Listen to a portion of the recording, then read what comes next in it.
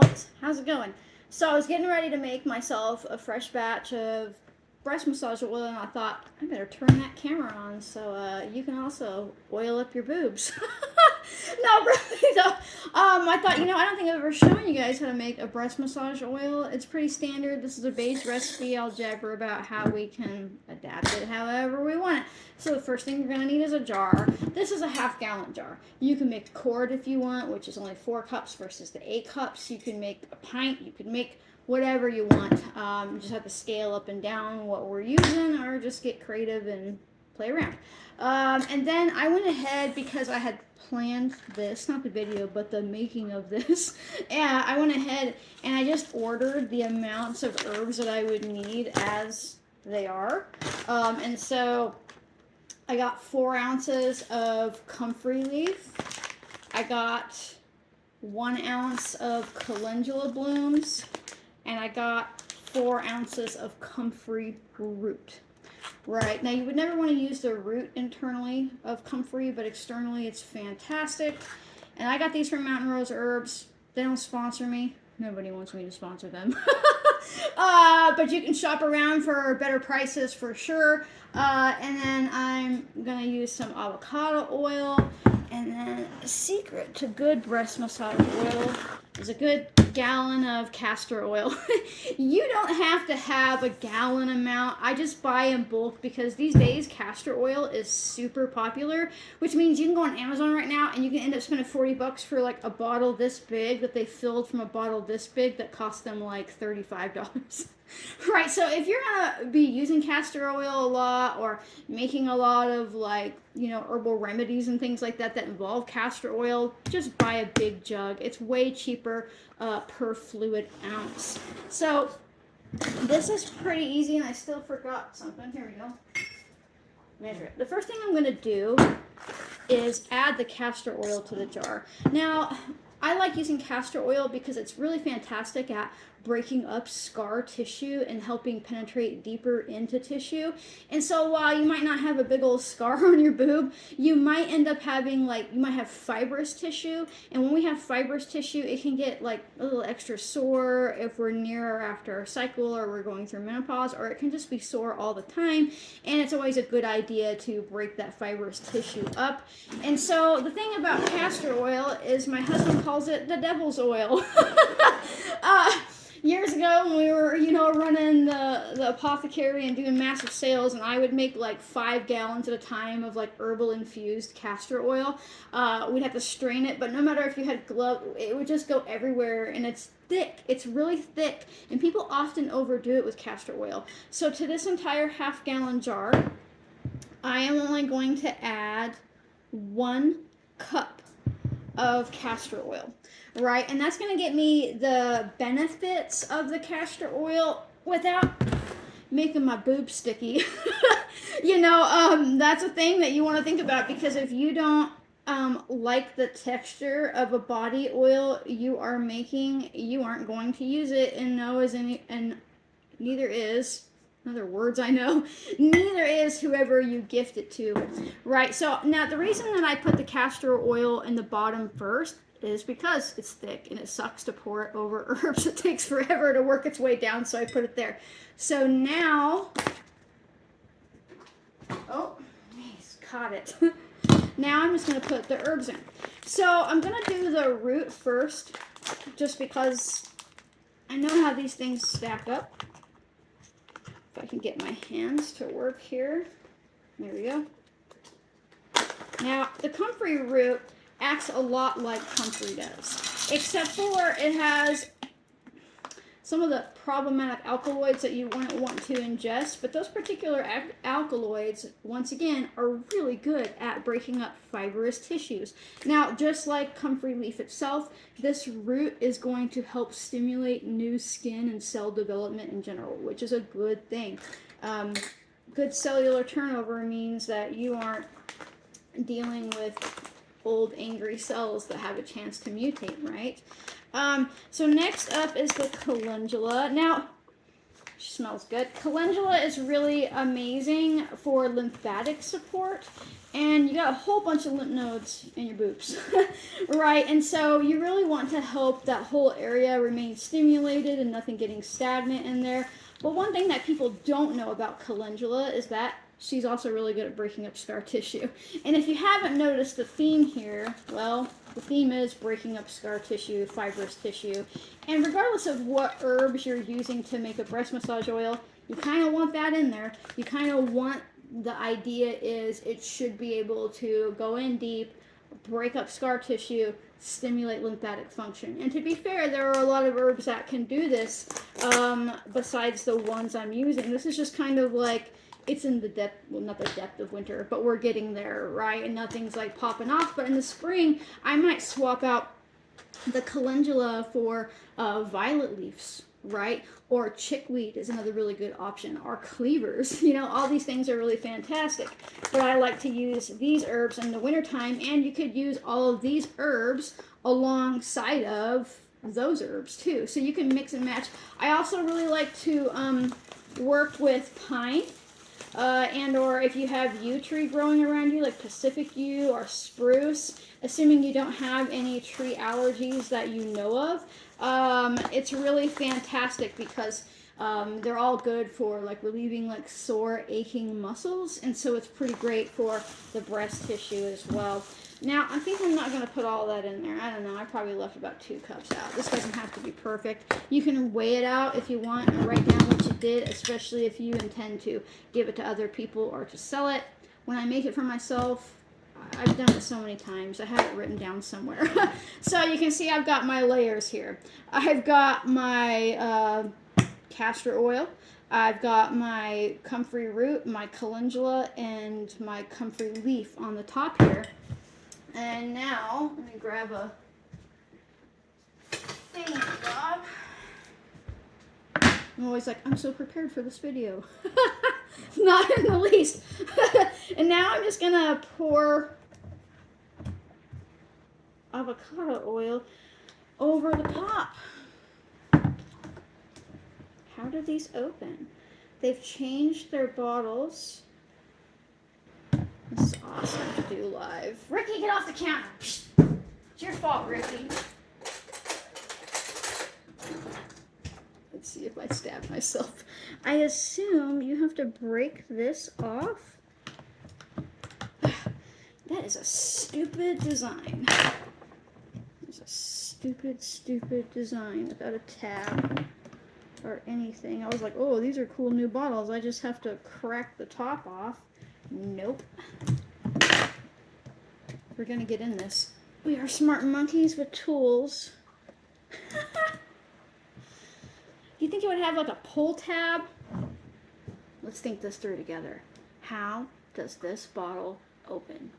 I mean, look at that.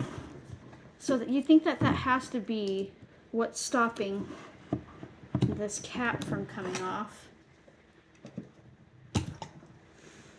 Okay, my own intelligence was what was stopping the cap from coming off. We're just gonna, we're doing it live, folks. We're doing it live because it doesn't want to pull off. Is it just an up? It's just an up. Well, put an arrow on there, people. Put an arrow on there. Now, this is Chosen Foods avocado oil. Again, they don't sponsor me. But I did use Chosen Foods avocado oil exclusively for the past 11 years that I was running my apothecary. And I do that because they're the only ones that like provide like a COA that comes with a botanical identification, so I know that it's just avocado oil. Because these days, it's really easy to get seed oils slipped into what you're working with. I will say, I did discover how to take the whole ass top off. Okay, so once you've passed your monkey with a tool IQ test and you've gotten your an oil bottle open. Now, you don't have to use avocado oil. I should backtrack and say that. You could use olive oil if you want. I like avocado oil because it soaks in quickly. It's low PUFA. There's no rancid seed oils here. And most olive oil is cut with rancid seed oils in the U.S.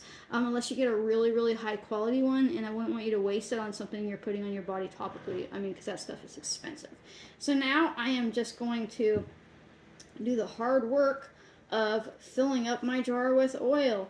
Now, I did pack this pretty aggressively. I probably won't get a half gallon's worth of oil out of this, and that is something to know. Meaning, I'm going to fill this up, it's going to bubble for us, and it's going to take in a lot, and then tomorrow I'll come back and it'll have soaked in more. But here's the thing to know. If you make a half gallon jar, and you have pretty high herb to oil ratio here, you're gonna get at best a quart out of it. And if you don't have like a press to press the oil out and you're just squeezing it by hand, you might get a little less than a quart.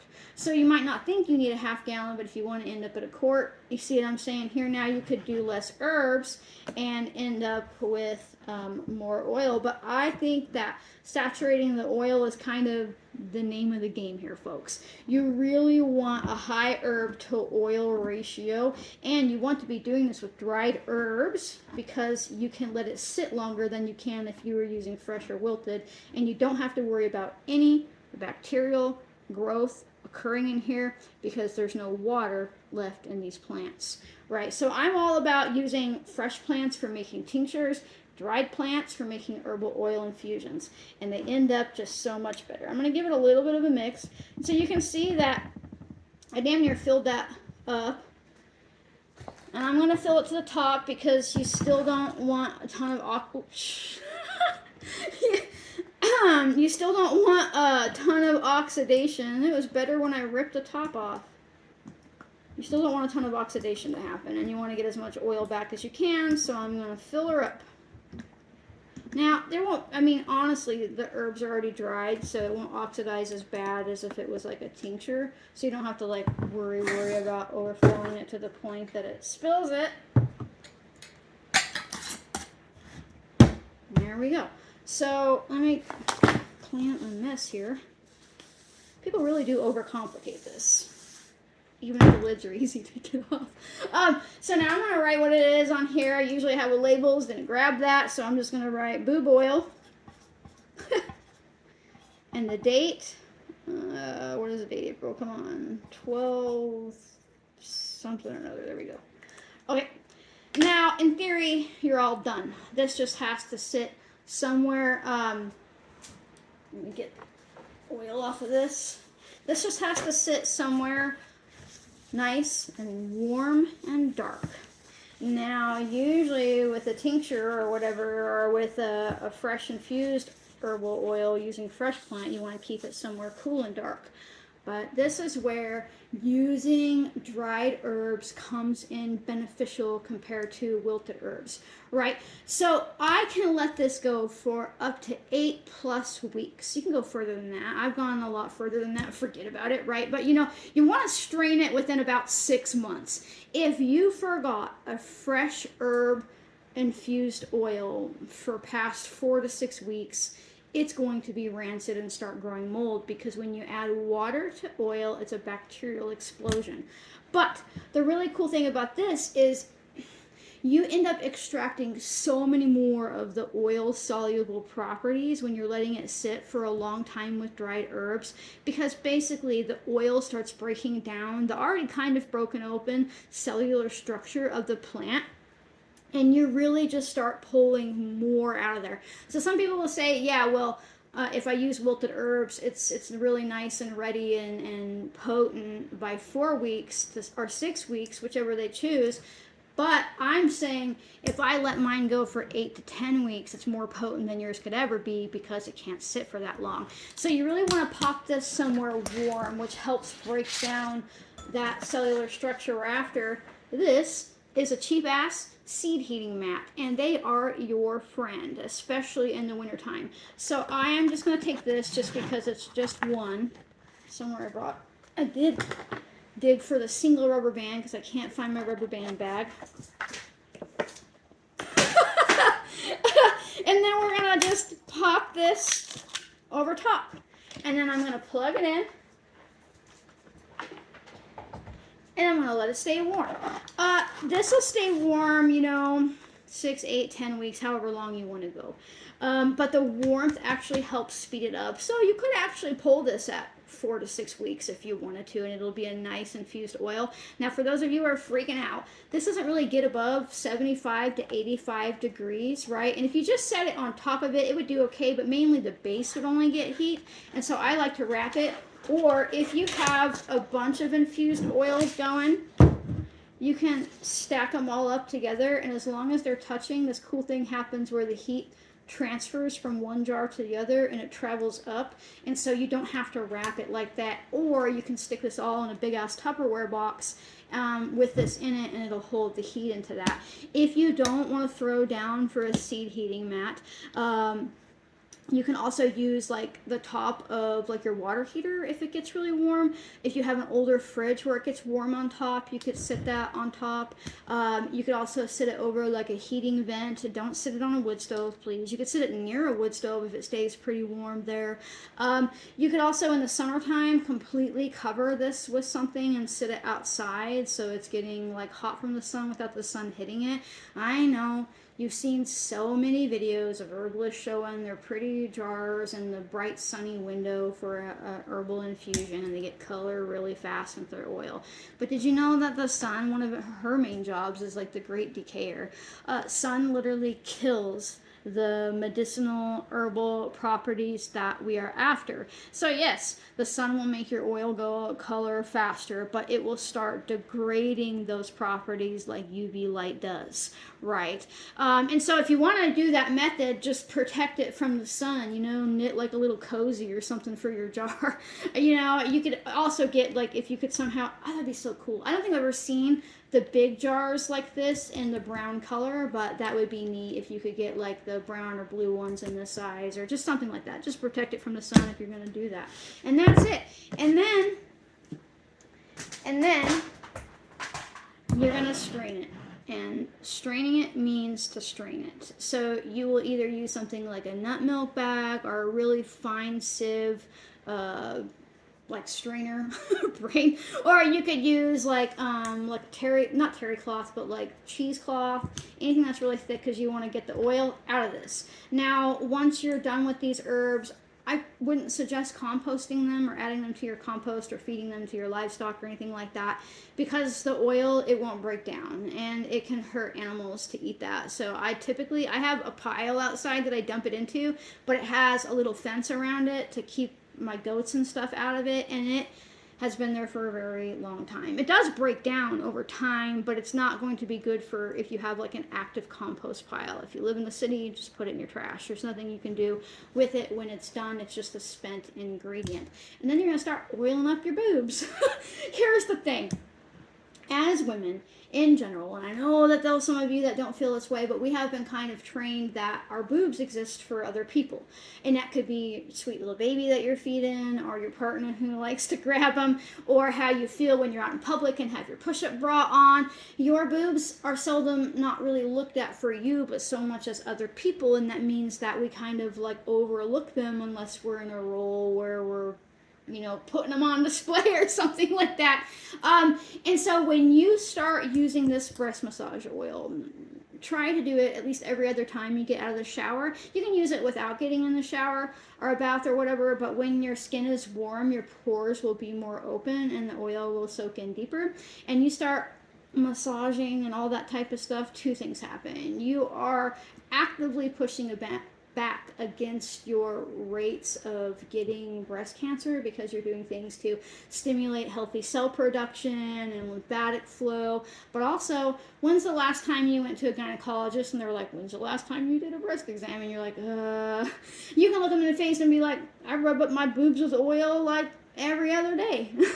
Right, so you can catch something if it does come early. Right? Because we know that if you want to go through traditional cancer treatment for breast or any cancer, catching it early is like key to survival, no matter which way you decide to go, right? So think of this as self-care, but also health care. Cool wordplay. But it's true. And so So many women neglect this, and you can even decide, like, if you're like, well, I feel like I can't get into the rhythm of it, but if like you're really close with your partner in that way, have them oil up your boobs.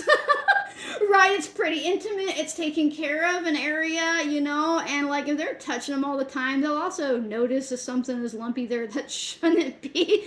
Right, and so, and also you can start using this from a pretty young age, you know, like if you've got young daughters, give them a bottle of oil, tell them how to use it when they get out of the shower, you know. It starts putting those habits of self-care into play early, and then they'll do it the rest of their life. Right, it's kind of like if you learn to brush your teeth when you're young, it's just a habit that you do. Right, and so that is making breast massage oil. You are absolutely smart enough to do that. How easy was that? We literally just put some herbs in a jar, poured some oil over top, and we're going to let it sit until it's ready, strain it up, and rub ourselves down with oil. It really, truly is that easy. And again, you can get creative with what herbs you use. You can use this as a base recipe. You can see what herbs you have on hand that are growing around you, what you need to use up. Would it be good for a breast massage oil? This is a really thoughtful gift to give to somebody. You know, you're not going to be like, here's your jar. but you could but you could take this and you could put it, you know, in a pretty little bottle with a pretty little bow, or, you know, and anything like that. And so anyhow, if you like my videos where I'm just a real perfectly flawed human, make sure that you like, subscribe, turn on notifications. All that stuff really helps. And also consider becoming a member. You can become a member for just 99 cents a month. You can give me more money if you want to. But for just 99 cents a month, you support my capacity to teach freely, to be a real human, to keep my boobs oiled up and the roof over my head. You do get access to some videos, and I do like health Q&As on Sundays for my members, and there's a ton of those that you can go rewatch now if you become a member. All that stuff is super helpful, but if you can't, that's okay. I'm just grateful that you're here with me, and I'll see you next time, folks. Bye.